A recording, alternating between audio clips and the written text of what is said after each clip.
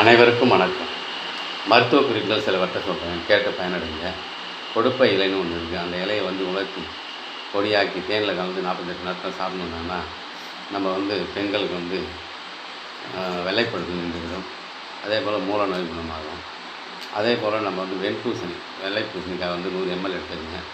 அது மிக்சியில் போட்டு அடித்து சாறு எடுத்து காலையில் வெறி வயிற்றில் 48 நாட்கள் குடிச்சுடுவாங்க. எப்பேற்பட்ட புற்றுநோய் குணமாக வாய்ப்பு இருக்கிறது. அதே போல் குடல் வால் உருவாயிடுச்சுன்னு சொல்கிறாங்க. குடல் வால் உருவாகிட்டு அடிவயிறு 2 பக்கமும் வலி இருக்குன்றாங்க, சைடில் கிட்னி பக்கம். இது குணமாகணுன்னா 30 ml விளக்கெண்ணெய் எடுத்துங்க. வாழைத்தண்டு சாறு, வாழைத்தண்டு அடித்து மிக்சியில் போட்டு அடித்து சாறு ஒரு 30 ml எடுத்துங்க. இது ரெண்டும் காலையில் வெறும் வயிற்றில் வாரத்தில் 3 நாட்கள் குடிச்சுடுவாங்க. எப்பேற்பட்ட குடல் வாலில் உள்ள கல்லும் வெளியேறி குடல் வால் வீக்கம் குறைஞ்சி வலியை நீங்கிடும். அதே போல் குடிப்பழக்கம் உள்ளவர்கள் குடியை மறக்கணுன்னா அடிக்கடி எள்ளு பருப்பு சாப்பிடுங்க. அதே போல் கொய்யாப்பழம் அடிக்கடி சாப்பிடுங்க. அதே போல் உலர் திராட்சை அடிக்கடி சாப்பிடுவாங்க. இந்த குடிப்பழக்கம் மறக்க வாய்ப்பு இருக்கிறது. அதை ஞாபக சக்தி கம்மியாகி குடிப்பழக்கம் மறக்க வாய்ப்பு இருக்குது. அதே போல் மிளகாய் அடிக்கடி பச்சை மிளகாய் உணவில் சேர்த்துக்குங்க. பச்சை மிளகாய் சேர்க்கறதோட அதனுடைய தழையை ஊறுகாய்ச்சி சாப்பாட்டில் பிசைஞ்சு சாப்பிடுங்க. சீக்கிரம் குடிப்பழக்கம் மறக்க வாய்ப்பு இருக்கிறது. அதே போல் டெய்லி உலர் திராட்சை நாள் சாப்பிடுங்க. குடிப்பழக்கம் மறக்க வாய்ப்பு இருக்கிறது.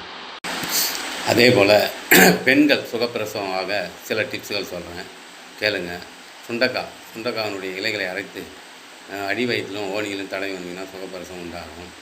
அதே போல் ஆடு தின்னா பாலைன்னு ஒன்று இருக்குது. அதனுடைய வேர்பொடியை எடுத்து பாலில் கலந்து சாப்பிட்டு வந்தீங்கன்னா சுகப்பிரசவம் உண்டாக வாய்ப்பு இருக்கிறது.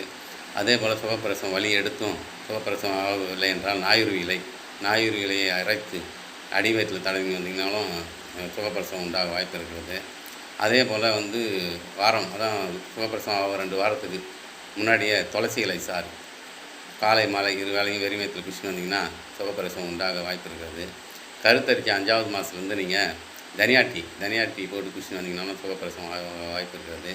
கருத்தரித்த 3வது மாதத்துலேருந்தே நீங்கள் கோரைப்பாயில் படுக்க ஆரம்பிச்சிங்கன்னாலும் சுகப்பிரசவம் உண்டாக வாய்ப்பு இருக்கிறது.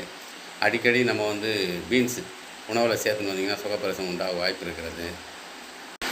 அதே போல் மாதத்திற்கு 2 முறை குடலை சுத்தம் பண்ணணும். சுத்தம் பண்ணுறதுன்னா 1 டம்ளர் சுடு தண்ணி எடுத்துக்கங்க. 1 ஸ்பூன் கடுக்காய் பவுடர் எடுத்துக்கங்க. போட்டு சுடு தண்ணி அந்த கடுக்காய் பவுடரை போட்டு கலக்கிட்டு குடிச்சுன்னு வாங்க. மாதத்தில் 2 டைம் நைட்டில் குடிங்க, தூங்கிறதுக்கு 1/2 மணி நேரத்துக்கு முன்னாடி.